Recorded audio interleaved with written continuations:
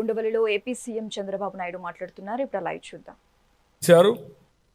ఇప్పటికి కూడా చేస్తూనే ఉన్నారు, అవి కూడా వస్తాను. నేనైతే ఒకటి ఆలోచించా, భగవంతుడు ఎందుకో నాకు 2 అవకాశాలు ఇచ్చాడు. ఒక విధంగా అవకాశాన్ని కూడా అందిపుచ్చుకున్నా.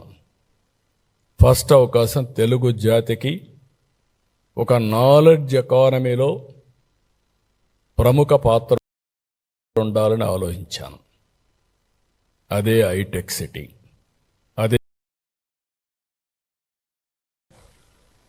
Hyderabad brown field city. 2 సిటీలు ఉన్నాయి, హైదరాబాద్ సిటీ, సికింద్రాబాద్ ఉంది. నేను 1 మోర్ సిటీ యాడ్ చేశాను, అదే సైబరాబాద్. ఈరోజు హైదరాబాద్కి అదే గుండెకాయ, హార్ట్ ఈస్ సైబరాబాద్. ఇక్కడికి వచ్చినప్పుడు నేను విజయవాడ ఉంది, మంగళగిరి ఉంది, గుంటూరు ఉంది, పక్కనే తెనాలి ఉంది.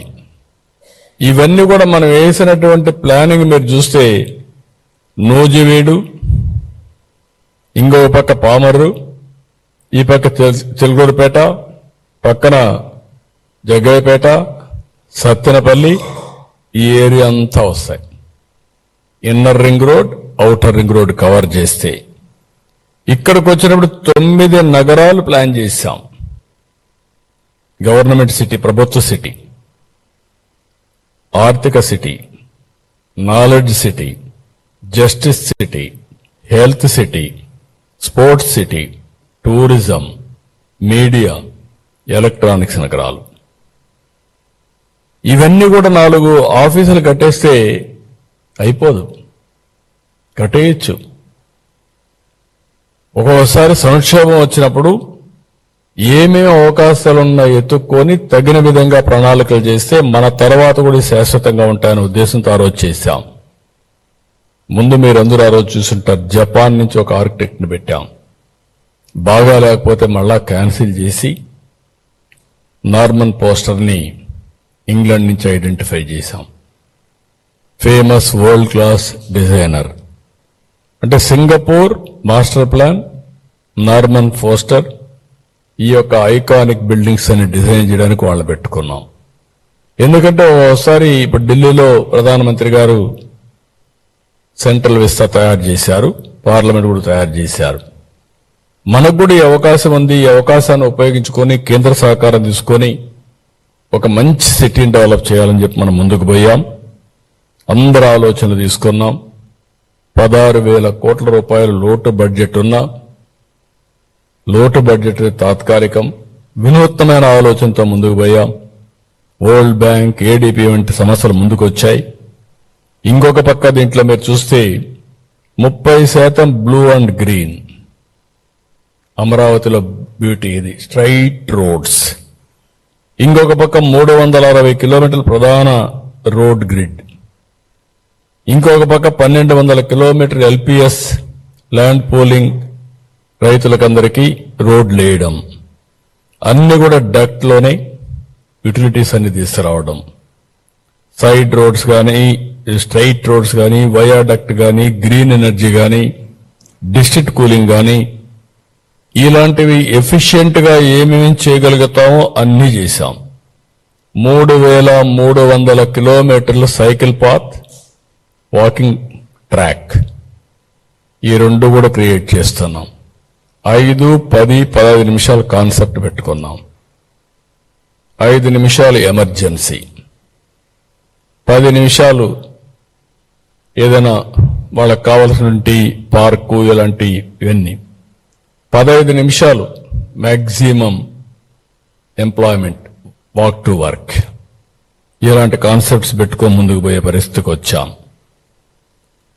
ఇక్కడ 1690 ఎకరాలు స్టార్టప్ ఏరియా సింగపూర్తో ఒప్పందం చేసుకున్నాం. వాళ్లే అభివృద్ధి చేస్తారు. అభివృద్ధి చేసిన తర్వాత 52% వచ్చిన డబ్బుల్లో మనకిస్తారు. వాళ్ళు డెవలప్మెంట్ చేసిందని 42% వాళ్ళు ఉంచుకొని 52% మనకి ఇచ్చే పరిస్థితికి వచ్చారు. అలాంటిది 9,000 కోట్లు పనులు కూడా కంప్లీట్ చేశారు 2019కి. అక్కడి నుంచి మీ అందరికీ ఐడియా ఉంది ఏం జరిగిందని. ప్రపంచంలో ఎవ్వరూ సింగపూర్ పైన అవినీతి ఆరోపణలు చేయలేదు. అలాంటిది ఒక అవినీతి పార్టీ వాళ్ళపైన ఆరోపణలు చేసి వాళ్ళు తరివేసే పరిస్థితికి వచ్చారు. నానా రకాలుగా హింసించి ప్రపంచంలో ఎవ్వడూ ధైర్యం చేయలేదు. నేను ఎన్నోసార్లు చెప్పాను, నేను సింగపూర్ పోయినప్పుడు నేను ట్రై చేశాను డ్రైవర్కి డబ్బులు ఇవ్వాలని, ఎవడు తీసుకోవాలా.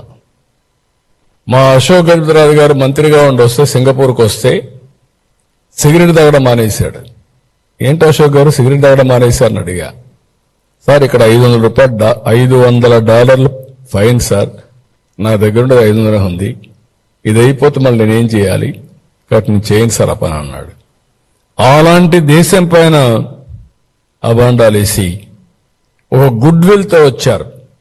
ఇప్పుడు కూడా చెప్తాను, సింగపూర్ ఎప్పుడు కూడా ఒక నమ్మకం, ఒక క్రెడిబిలిటీ, విశ్వసనీయతకి గౌరవిస్తారు ఆ దేశం. నేను చాలా దేశాలు తిరిగాను. అలాంటి దేశంతో లేనిపోని సమస్య పెట్టి మొత్తం కంపు చేసే పరిస్థితికి వచ్చారు. ఇంకొక పక్కన అమరావతి బ్రాండ్ పూర్తిగా దెబ్బతినే పరిస్థితికి వచ్చింది. నేను ఆ రోజు బాండ్స్ ఇస్తే విత్ ఇన్ 2 hours క్లోజ్ అయింది. దాన్ని బట్టి ప్రపంచం మొత్తం అమరావతి అంటే ఎంత క్రేజ్ ఉందని మనం అర్థం చేసుకోవాల్సిన అవసరం ఉంది. మనం వేసిన ప్లానింగ్ కానీ, ప్రణాళికలు కానీ, ఆలోచనలు కానీ విదేశీ సంస్థలు కూడా చాలా ఆసక్తి చూపించాయి. ఆ రోజు పెట్టిన విట్, ఎస్ఆర్ఎం, అమృత్ కొద్ది కొద్దిగా వచ్చే పరిస్థితికి వచ్చింది. ఎంత దుర్మార్గం అంటే ఎస్ఆర్ఎం అమరావతి అని పేరు పెడితే అమరావతిని తీసేయమన్నారు. నాకు ఇప్పుడు కూడా అర్థం కావడం లేదు. ఇక్కడ మెంటాలిటీ ఏంటో, అమరావతి పేరునే ఉచ్చరించకూడదని ముందుకు పోయే పరిస్థితికి వచ్చారు. ఇప్పుడు XLRI వీళ్ళు ఉండంగా వెళ్ళిపోతే మళ్ళా తీసుకొచ్చాం. బిట్స్ బిలాని వాళ్ళు కూడా వచ్చే పరిస్థితికి వచ్చారు. 113 సంస్థలు 1,307 ఎకరాలు ఇచ్చాం. 33,000 కోట్ల రూపాయలు పెట్టుబడులు పెట్టడానికి సిద్ధంగా ఉన్నారు. తొందరగా ఈ పనులన్నీ స్టార్ట్ అవుతాయి. రాత్రింబగళ్ళు పనులు అవుతున్నాయి.